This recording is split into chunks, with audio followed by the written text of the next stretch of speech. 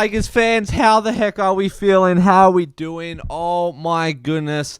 People are saying it's the refs. People will tell us it is Galvin being gone, but I am going to say it was something so much different and something else. But before I do, welcome back to the channel, diehard fans.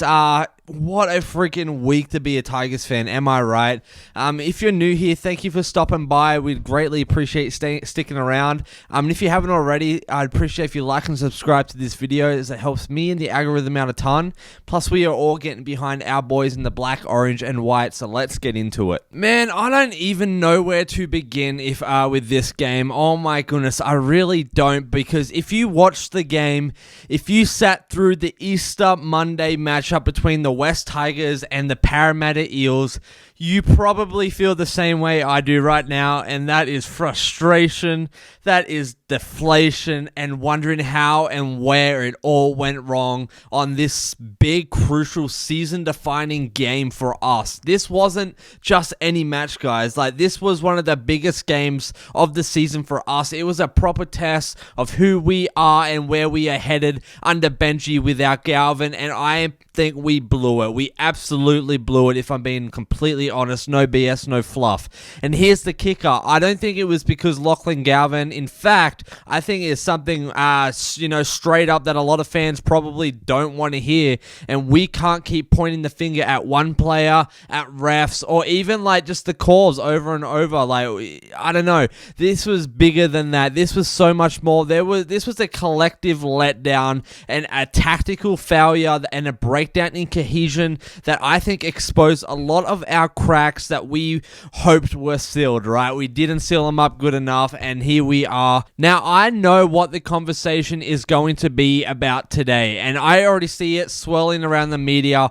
People are going to say it was the referees. They're going to say it was Galvin. They're going to go back and pick apart a few of those calls that didn't go our way and say that it lost us the game. But come on, let's be real. Some of those ref calls were a little iffy. I'm not saying they were perfect, right? But if you think we lost the match purely because of the refs, though, then you didn't watch closely enough. Parramatta definitely was the better side last night. There is no way around that. They were more disciplined. They were more patient, more structured. They absorbed pressure way better than we did. That is just a fact. And when they got their chances, they made them count. We, on the other hand, we were frantic. We were scattered, and we just made it way too easy for them, and I don't like that. And look, I love Romy. I love Jahream Bula. I truly freaking do. I've been hyping him up and will continue to do so, and I believe in his leadership, and I believe in his upside, and I believe he will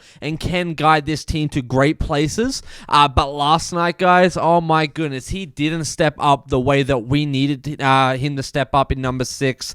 That was supposed to be his night. That was a big occasion, a fierce rivalry, a packed crowd, and a chance to stamp his authority on this new team. And he went quiet, and way too quiet, I should add. Like, I kept waiting for him to grab the game by the scruff of the neck and pull us back in, and it just didn't happen. Play after play. He definitely has talent, no doubt, but if he's going to be our captain and skipper, the number 6, the general out there on the field, then he's going to rise in these moments, right? And then you've got him next to Adam Doueihi. Man, I have nothing but love and respect for what Adam's done for this club and in his career. 100 games for the bloke for the Tigers is definitely no small feat. That is a milestone, and he deserves all the recognition for that.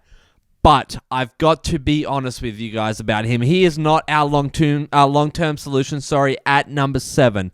He's just not, and that's okay. He's more of a center, all right? And he's got that natural, that running style, not an organizer. And when you pair him with Luai, maybe they should have swapped, I don't know, whose still skill is learning how to run the show from 6. You end up with a halves combo that looks just a little lost when things got a little tight last night, right? And I'm not trying to pile on here. I'm really not, because I love our boys, but something just wasn't clicking last night with those two blokes. The timing was off. They looked at us a little bit lost. The communication seemed scrambled, and there wasn't enough sense of rhythm that you need from those playmakers. And you could feel it. You could see it, couldn't you? Like, let me know in the comments. Every time we looked like we were building something, it would just fall apart at our fingertips. an intercept, a loose pass, even a rush play on the edge when we should have gone back through the middle. It was like we were trying to play too quick and too clever for our own good,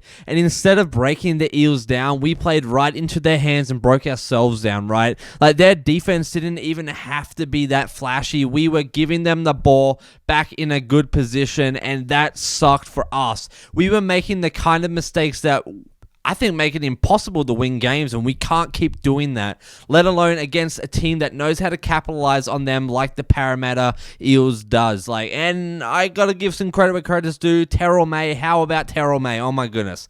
If there was a bright spot, it was this big man just crashing over that for that try. That was one of the few moments I genuinely was extremely happy watching that game. He was putting in the work, same thing with Seyfarth, and you could see that he had that hunger in the way he carried the ball, and he was pushing the team forward. But let's be real, he does need some help still. We need more depth up front in our bigger boys. We need another Terrell May, another Royce Hunt. It can't be just these boys going down game after game, because what if they get an injury? What's our plan then? Who steps up? That's a serious concern I'm having heading into this season, and especially going into the middle part of the season, because we all know there are injuries that are going to be coming. They always do. There's no way around it. And I don't think our depth is up to scratch in terms of our big fellas up the middle, and that is going to be exposed fast. So I think with all this cap space, we need to find someone, one or two people that are similar to them, right? Our defense last night, not good enough. Too many gaps, not enough overlap on the attack, and way too many overlaps on the defense. Our line speed was absolutely gross. We weren't coming off the mark with the urgency, and it showed, and I am so mad about that. Parramatta had way too much time to set up their plays, to move across the field, and when we gave them space out wide, they took it with both hands, and they put the ball on the ground. You've got to defend as a unit. We've been saying this for weeks and weeks and weeks, and last night we were all over the shop, and no one was sliding in sync. No one was looking down to the edge. It was messy and it was gross. And again, that's just not on the players. It's on the structure. Something wasn't right last night, and it needs to be fixed immediately. So let me ask you this. Do you think this loss was because we didn't have Galvin? Or do you think it was a deeper issue with cohesion and game management and just a meshing of new players? Because personally, I don't think Galvin changes that result much. He played in the New South Wales Cup yesterday or the day before, and he lost, right? This wasn't about one player. This was about the reshuffling of our spine that created, I think, this ripple effect. Guys weren't in their natural positions or playing next to their natural position, and it showed. The chemistry was just kind of all over the place, and it wasn't there like it usually is, and that's why I'm really hoping that what Benji said, that we see Latu Fainu back next week from his thumb injury.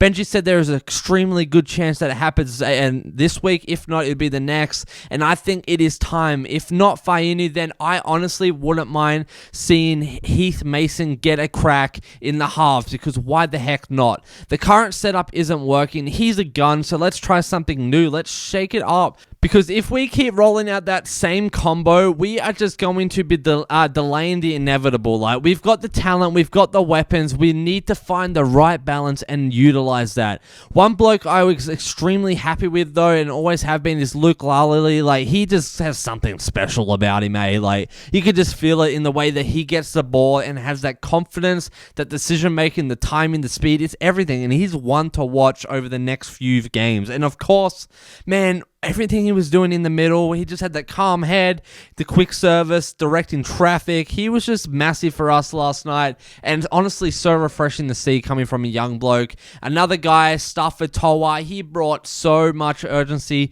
in both attack and defense, and he's developing, I think, into a serious leader on this team, and especially on the edge. And those guys are the heart of the team right now and the future, but we do need to talk about the elephant in the room. Jahream Bula and kind of his management as well. He's one of the most important players on this team, no freaking doubt. But with Isaac Moses as his manager, there's a lot of anxiety swirling around. We've seen how Moses operates. We've seen what happened with Galvin. We've seen players bounce around because of contract drama and management influence. So the question is, how do we keep Bula happy? How do we ensure that he stays loyal to the Tigers and, executes as well? Because I'm sure that was going through a lot of these guys' heads last night. Their just head wasn't in the right place, and you could just tell something was off. And honestly, I think it starts with culture.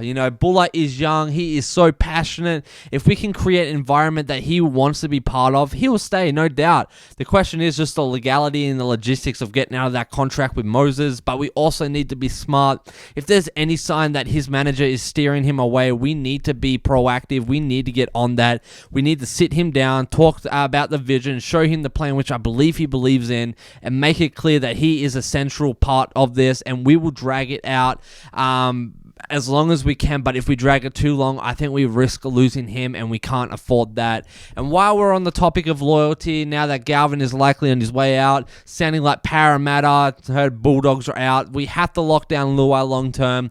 It's a non-negotiable. He is our captain, our skipper, our face, our identity moving forward. Yes, he had a quiet game, but that doesn't change his value in identity. He needs the support. He needs the structure and stability that I think Latu Fainu can give, but he also needs a partner in the halves that complements him and doesn't have to be carried, right? So what do we need to do next week? Do we bring back Fainu? Do we roll the dice and Heath Mason? Do we put Doueihi back in? What would you do if you were Benji right now? Drop a comment. I want to hear your take. If you need therapy like I do, drop a comment as well. Let me know what's going on. I respond to every comment. But this is a place for all of us Tigers fans to come together. We're all feeling the same way. But the bottom line is we got outplayed. This is not a ref thing, and it wasn't because of Lachlan Galvin. I promise you, it was because we weren't prepared for this team. We didn't execute. We didn't rise to the occasion, and this week has been mental, and it's all about how we respond, and I don't think we will crumble going forward. We will fight back. We will find ourselves next week, and as always, guys, you guys are freaking legends. Thanks for being here. Again, if you're new here, thank you so much for tuning in. I appreciate your like and subscription to this channel. This is NRL Deep Dive. This is where we go all in on our boys in the black, orange, and white. No fluff, no filters, no BS, just straight passion, perspective, and the truth about our boys. So we will bounce back, Tigers country, and we will hunt in our one jungle. And as always, you guys are legends. We really do have so much to dream big about this year, and it's a great year to be a Tigers fan. Geordie out.